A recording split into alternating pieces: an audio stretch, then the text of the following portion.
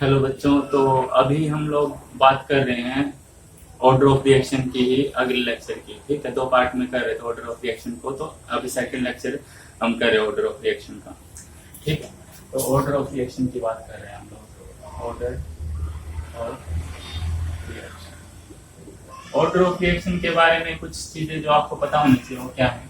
देखिए, order of reaction है ना, जो है वो जीरो भी हो सकता है, कैन बी जीरो, ठीक है, नेगेटिव, और ठीक है इनफ्रैक्शन और होल नंबर। ठीक है, होल नंबर और नंबर। ठीक है, तो ऐसे इनमें से कुछ भी हो सकता है। कहने का मतलब जीरो हो सकता है, नेगेटिव वन मान लो, ठीक है, कुछ भी हो सकता है। फ्रैक्शन में मान लो 1/2, 1/3, कुछ भी ऐसे भी हो सकता है, 2/3 ऐसे भी हो सकता है। होल नंबर में 1, 2, 3, ठीक है, ऐसे ऐसे हो सकता है। अब क्या है, कुछ चीजें जो हमें पता होनी चाहिए। देखिए, हमने ना ऑर्डर ऑफ रिएक्शन को दो तरीके से तो हमने सीख लिया है। एक्सपेरिमेंटल डाटा, एक्सपेरिमेंटल डेटा से निकालना सीख लिया था, और रेट लॉ से निकालना सीख लिया था। ठीक है, अब जो तीसरी चीज मैं सिखाने जा रहा हूं वो है बाय डिफॉल्ट। हमें पता होना चाहिए बाय डिफॉल्ट, मतलब खुद से हमें थोड़ी बहुत नॉलेज होनी चाहिए कि ये वाली जो चीजें हैं। देखो, जो जैसे रेडियो एक्टिव रिएक्शन होते हैं ना, रेडियो एक्टिव रिएक्शन, ठीक है, तो रेडियो एक्टिव रिएक्शन हमेशा क्या होगी, फर्स्ट ऑर्डर होगी, फर्स्ट ऑर्डर होती है, आपको याद रखना है। ठीक है, एक कुछ इस प्रकार की रिएक्शन जो कि मेटल से होती हो, मान लो ये मेटल की सरफेस है, क्या है, मेटल सरफेस है। मेटल में आप कोई भी मेटल ले सकते हो, मतलब अलग अलग टाइप के मेटल हो सकते हैं, प्लेटिनम वगैरह यूजुअली ज्यादा होती है। ठीक है, तो इधर से मैं हाइड्रोजन डाल लूं, ठीक है, इधर से मान लो मैं डाल रहा हूं Cl2, और यहाँ पे क्या बन रहा है, HCl बन रहा है। इनसे क्या बन रहा है, HCl। तो क्या होता है, इस टाइप की जो रिएक्शन होती है वो जीरो ऑर्डर रिएक्शन होती है। क्या होती है, जीरो ऑर्डर रिएक्शन। ठीक है, जीरो ऑर्डर रिएक्शन से ये मतलब है भाई, चीज तुम H2 की कितनी भी कंसंट्रेशन ले लो और Cl2 की कितनी भी कंसंट्रेशन ले लो, क्या है कि ऑर्डर जो रेट ऑफ रिएक्शन पे है ना, कोई भी फर्क नहीं पड़ने वाला है। ठीक है, रेट ऑफ रिएक्शन पे कोई फर्क नहीं पड़ेगा, तो क्या है, जीरो ऑर्डर रिएक्शन है। अब ऐसा क्यों है भाई, पता है क्या होता है, जब ये थोड़ी देर के लिए आप इसको डालोगे ना, तो मान लो ये H2 और Cl2 से ना पूरी सरफेस कवर हो जाएगी। अब चाहे तुम इसको ज्यादा डालो या कम डालो, उसकी सरफेस पूरी कवर हो चुकी है, और जितनी ज्यादा रिएक्शन जितनी फास्ट हो सकती है रिएक्शन उतनी फास्ट हो रही है। अब ये ज्यादा डालने से भी उसकी सरफेस पे कोई फर्क नहीं पड़ रहा है कि वो ज्यादा एक्वायर कर रहा है Cl2 को, ना ही H2 ज्यादा डालने पे ये ज्यादा ले पा रहा है। तो ना तो Cl2 पे डिपेंड कर रही है, ना H2 पे डिपेंड कर रही है इस तरीके की रिएक्शन। ठीक है, तो क्या है, रेट पे, अगर रेट ऑफ रिएक्शन इन पे डिपेंड ही नहीं कर रही, तो इसके रिस्पेक्ट में भी जीरो ऑर्डर हो गया, इसके भी रिस्पेक्ट में भी जीरो ऑर्डर हो गया, मतलब इन कंसंट्रेशन चेंज करने पे रेट पे कोई फर्क नहीं पड़ेगा। ठीक है, तो ये दो चीजें आपको ध्यान रखनी थी कि रेडियो एक्टिव रिएक्शन होती है फर्स्ट ऑर्डर, और इस टाइप की जो रिएक्शन होती है वो होती है जीरो ऑर्डर रिएक्शन। जब हम किसी मेटल सरफेस के ऊपर कोई रिएक्शन कराते हैं, मेटल सरफेस के ऊपर रिएक्शन करवाएंगे, तो वो क्या होगी, जीरो ऑर्डर रिएक्शन होगी। तो तीन चीजें तो आपको पता चल गई भाई, कैसे ऑर्डर ऑफ रिएक्शन निकाल सकते हैं। अब क्या है, by mechanism of reaction, by mechanism of reaction, reaction के मैकेनिज्म से या रिएक्शन को देख के भी हम बता पाएंगे। कैसे, दो टाइप की रिएक्शन होती है भाई, एक होती है एलिमेंट्री, एलिमेंट्री रिएक्शन, ठीक है। एलिमेंट्री रिएक्शन वो होती है जो complete in first one step. ये क्या होती है? कंप्लीट इन वन स्टेप, ठीक है। तो ये जो एलिमेंट्री रिएक्शन होती है ना, मान लो ये रिएक्शन है, ए से बी चेंज हो रहा है, बी बन रहा है, ठीक है। तो इसकी जो स्टाइशियोमेट्री है वही क्या है? ऑर्डर है, ठीक है। एलिमेंट्री रिएक्शन का की स्टाइशियोमेट्री इक्वल होती है इसके ऑर्डर ऑफ रिएक्शन के, ऑर्डर ऑफ रिएक्शन के। ये बात आपको समझ में आई? अगर ऐसा होता भाई a प्लस 1/2 c, तो इसका फिर क्या होता है? इसका ऑर्डर n होता है। यहाँ पे देखो, इसकी वैल्यू 1 और इसकी वैल्यू 1/2, 1 प्लस 1/2 तो ऑर्डर हो जाता है 3/2। समझ में आ रहा है? ठीक है। तो एलिमेंट्री रिएक्शन से तो हम ऐसे बता सकते हैं। अब दूसरी बात मैं करूं, एक होती है कॉम्प्लेक्स रिएक्शन। क्या होती है? Complex reaction. कॉम्प्लेक्स रिएक्शन में हम कैसे कर सकते हैं? देखिए, कॉम्प्लेक्स रिएक्शन। अब कॉम्प्लेक्स रिएक्शन पहली बात तो होती क्या है? ठीक है, ये क्या है? सीरीज ऑफ स्टेप में होने वाली रिएक्शन होती है, ठीक है। The reaction which complete in series of step, ठीक है, वो तो होगी कॉम्प्लेक्स रिएक्शन।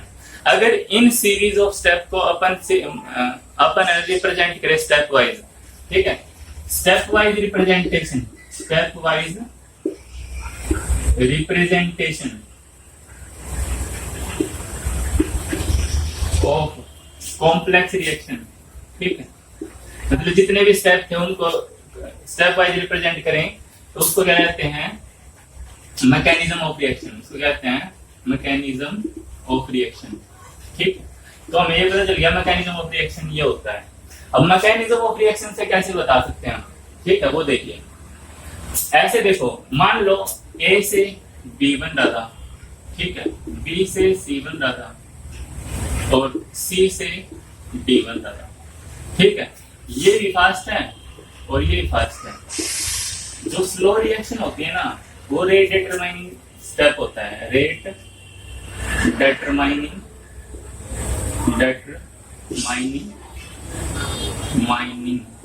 स्टेप होता है। अब ऐसे कैसे होता है रेट डिटरमाइनिंग स्टेप? देखो, जो फास्ट रिएक्शन होती है ना, वो इतनी फास्ट होती है कि उनमें है ना, उनमें जितना टाइम लगा उसका कोई फर्क ही नहीं पड़ता। कैसे नहीं पड़ता वो मैं बता रहा हूँ, अभी गौर से देखना। ये बड़ा अच्छा सा एग्जांपल बताऊंगा मैं आपको क्या होता है इसमें। देखो, एक साइकिल बन रही है अपने पास, या पेन, मान लो एक पेन बन रहा है, ठीक है। पेन बनाने की अपनी फैक्ट्री है और पेन बनाने में मान लो कैप बन रही है 1 सेकंड में, ठीक है। और ये मान लो इसका जो फ्रेम बन रहा है, ठीक है, फ्रेम बन रहा है 2 सेकंड में, ठीक है। और जो असेंबलिंग हो रही है ना, मान लो असेंबलिंग जो हो रही है उसमें 1 आवर लग रहा है, असेंबलिंग में 1 घंटा लग रहा है, मान के चल रहा है ऐसा। तो हम क्या है, हम है ना रेट ऑफ रिएक्शन का टाइम कितना बताएंगे? रेट ऑफ रिएक्शन का टाइम 1 आवर होगा। रेट ऑफ रिएक्शन, रेट क्या होगा? मतलब रेट ऑफ रिएक्शन क्या होगा? 1 आवर कहेंगे। इनको जोड़ने की जरूरत नहीं है। वो क्यों नहीं है? देखो, जब तक एक पेन असेंबल होगा ना 1 घंटा लगेगा उसमें, ठीक है। एक पेन असेंबल होने में 1 घंटा लगेगा, मतलब इस स्टेप में 1 घंटा लगेगा। जब तक ये 1 घंटा होगा ना, जब तक ये भी अपने बहुत सारी चीजें बन चुकी होंगी और ये बहुत सारी चीजें बन चुकी होंगी, तो इनका तो टाइम हमें काउंट करने की जरूरत नहीं। ये नहीं कहने की जरूरत कि 1 घंटा 3 सेकंड लगेंगे, ठीक है, क्योंकि ये जो 1 घंटा जब लग रहा है ना, तो वहां पे वो स्टेप पता नहीं कितनी बार कंप्लीट हो जा रहे हैं। मतलब ये तो रेडी बैठे हैं, इनके बनने का टाइम हमें लगाने की जरूरत ही नहीं, क्योंकि ये तो जब तक 1 घंटे में एक चीज कंप्लीट होगी, जब तक तो ये पता नहीं कितने, ये 100-150 साल बन चुके होंगे, ठीक है, ठीक है। मतलब ये तो ये बन जाएगा 3600 बन चुके होंगे, और ये कितने बन चुके होंगे? 1800 ये बन चुके होंगे। ये तो ऑलरेडी तैयार बैठे हैं, बस इसके असेंबल होने में टाइम लग रहा है। तो जो रेट डिटरमाइनिंग स्टेप होता है ना, उसमें जितना टाइम लगा वही रेट ऑफ रिएक्शन होता है, ठीक है। तो मैं क्या कह सकता हूँ, रेट डिटरमाइनिंग स्टेप जो होता है ना, वो इक्वल होता है rate of reaction, rate of reaction, ठीक है। ये बात समझ में आई। जितना टाइम स्लो स्टेप में लगा उतना ही टाइम रिएक्शन होने में लगेगा, ये कह सकते हैं हम लोग। अब देखो जो रेट डिटरमाइनिंग स्टेप, देखो इसको बोलते हैं RDS, rate determining step. RDS step की स्टोइकियोमेट्री जो होती है, इसकी स्टोइकियोमेट्री, ठीक है। इसकी स्टोइकियोमेट्री मान लो यहाँ पे मैं ई और लगा दूं, इसकी स्टोइकियोमेट्री का जो भी सम होगा ना, सम ऑफ स्टोइकियोमेट्री, वही क्या होगा, वही होगा अपना ऑर्डर ऑफ रिएक्शन। ये होता है ऑर्डर ऑफ रिएक्शन, ये बात ध्यान रखना। आरडीएस स्टेप का ऑर्डर ऑफ रिएक्शन क्या होता है, ये। तो इसका अगर आप रेट लो बनाना चाहोगे तो क्या बनेगा, देखो इसका रेट लो बनेगा, रेट इक्वल टू के, रेट कांस्टेंट हो गया, ई की स्टोइकियोमेट्री क्या है, 1, तो ई की स्टोइकियोमेट्री 1 है तो इसकी पावर 1 हो जाएगी। बी की स्टोइकियोमेट्री क्या है, 1, ठीक है। तो ये इसका ऑर्डर हो जाएगा। अब ऑर्डर ऑफ रिएक्शन क्या आएगा, n इक्वल टू 1 प्लस 1, 2 आ जाएगा। तो ये बात समझ में आएगी हमें कि मैकेनिज्म ऑफ रिएक्शन से भी हम निकाल पाएंगे इसको इस प्रकार से। अब क्या है, लास्ट का जो तरीका है order of reaction find out करने का, वो है रेट कांस्टेंट की यूनिट से। किस प्रकार से, रेट कांस्टेंट की यूनिट से भी हम निकाल पाएंगे। देखना, गौर से देखना, ये बात अच्छे से ध्यान रखना भाई, इसमें कैसे निकला था, इनमें कैसे निकला था ऑर्डर ऑफ रिएक्शन, ठीक है। अब बात करते हैं बाय यूनिट ऑफ के, रेट कांस्टेंट की यूनिट से, रेट कांस्टेंट। देखिए कैसे, हमारा रेट लो के हिसाब से क्या था, रेट इक्वल था के ए की पावर एक्स बी की पावर वाई, ऐसे था।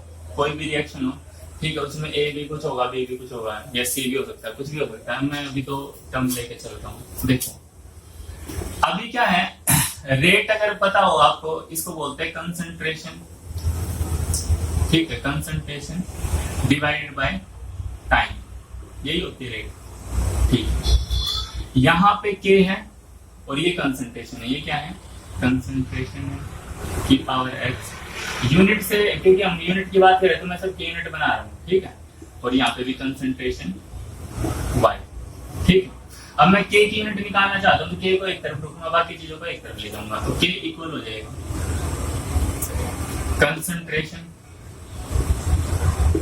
ठीक है, डिवाइडेड बाय टाइम इनटू, ये आ जाएगा 1 अपॉन, देखो भाई ये भी कंसंट्रेशन है, ये भी कंसंट्रेशन है, तो बेस सेम है तो पावर ऐड हो जाएंगी, तो कंसंट्रेशन की पावर x प्लस वाई आ जाएगा।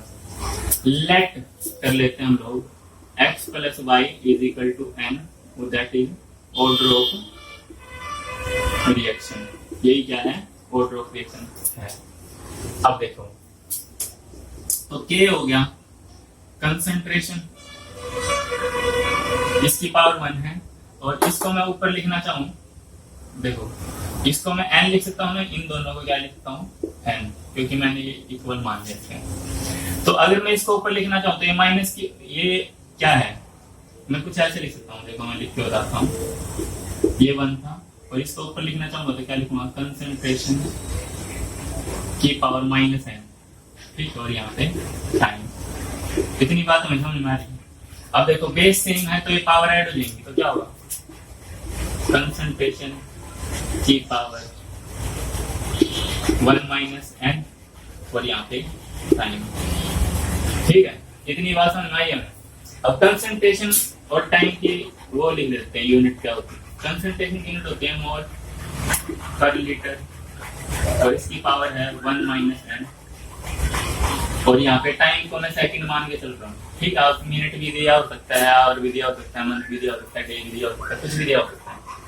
अब देखो इसको अगर आप ब्रैकेट को खोलोगे तो क्या होगा, मोल की पावर ये आ जाएगी 1 माइनस n, ठीक है, और ऐसे ही लीटर 1 इंटू 1 माइनस एन आ गई। इसके साथ भी 1 मल्टीप्लाई करता कोई फर्क नहीं पड़ता, ठीक है। इसकी पावर 1 थी ना, तो एक पावर मल्टीप्लाई हो जाती है।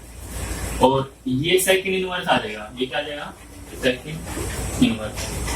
अब देखो इसको मैं क्या लिख सकता हूँ, 1 को मल्टीप्लाई करने पे कोई फर्क नहीं पड़ता, 1 माइनस एन, और लीटर की पावर है, ये बाहर माइनस का साइन है तो अंदर की पावर चेंज हो जाएंगी, ठीक है। एन पॉजिटिव हो जाएगा और 1 नेगेटिव हो जाएगा, सेकंड इनवर्स। ये चीज होगी भाई। अब है ना, ये चीज आपको ध्यान रखनी है, ये फॉर्मूला सबसे इंपॉर्टेंट है भाई, इस पे बहुत ज्यादा क्वेश्चन आते हैं आपके एग्जाम में, इसके आने की संभावना बहुत ज्यादा है, इस फॉर्मूले पे क्वेश्चन आने की संभावना बहुत ज्यादा है। तो ये चीज याद रखनी है, आप देख लो आप कैसे कैसे हुआ है, आप स्क्रीनशॉट ले लो, ठीक है, और नोट्स बनाते चलो साथ साथ। आप देखो क्या हो रहा है, गौर से अगर हम देखें, यही फॉर्मूला याद रखना है आपको क्या हुआ है, ठीक।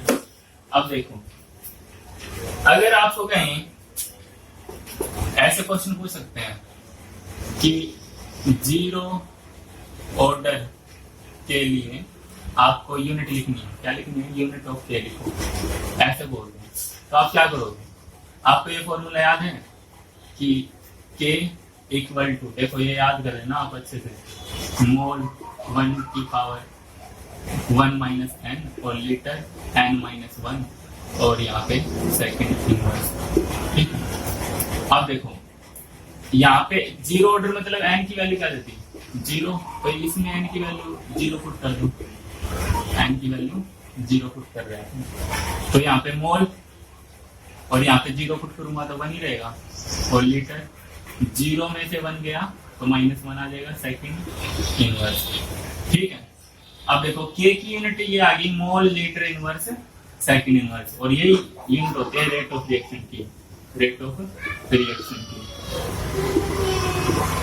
तो एक दो जगह पे आपको क्वेश्चन ऐसा मिलेगा कि के की जो यूनिट है ना, कौन से ऑर्डर में रेट ऑफ रिएक्शन की यूनिट के इक्वल होगी, तो वो है 0 ऑर्डर। 0 ऑर्डर जब होता है तो के की यूनिट रेट ऑफ रिएक्शन के इक्वल होती है।